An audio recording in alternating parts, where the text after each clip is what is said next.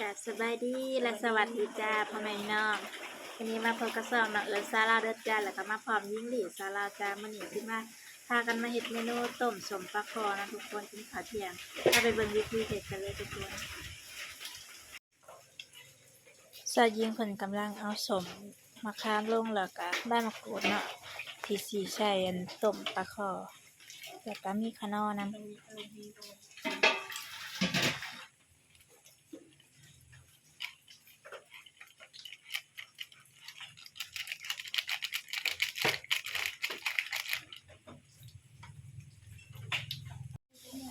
นี่ตอนนี้ชายีผมกับกำลังเอาปลาลงเนาะต้มต้มไปจักโตชายี4 โตเนาะหมอก็หน่อยแท้ปลา4 โตพวกนี่ต้มไปเลย4 โตเนาะโอ้ยควันนะเป็นอะไรชายิงไก่สุกแล้ว เสียก็จนสิบ่มี เสียงก็แบบมีเด้ออันเม่นเมื่อคืนนี่ก็หัวเลย นี่ตอนนี้ชายิงเพิ่นก็กำลังโปรงเนาะทุกคนสุกแล้ว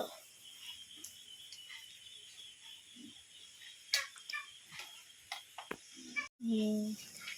จัดเตรียมใส่กระโตกแล้วเรียบร้อยแล้วเนาะแล้วก็มีผักเนาะผัก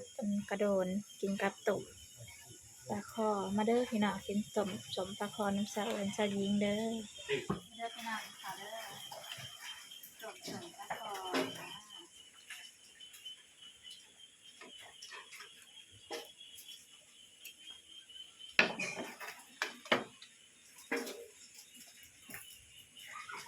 อันน้ำปลาเพิ่ม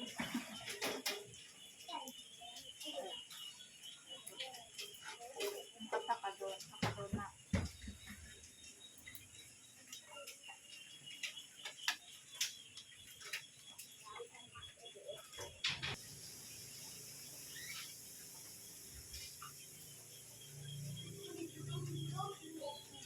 อันนั้นพี่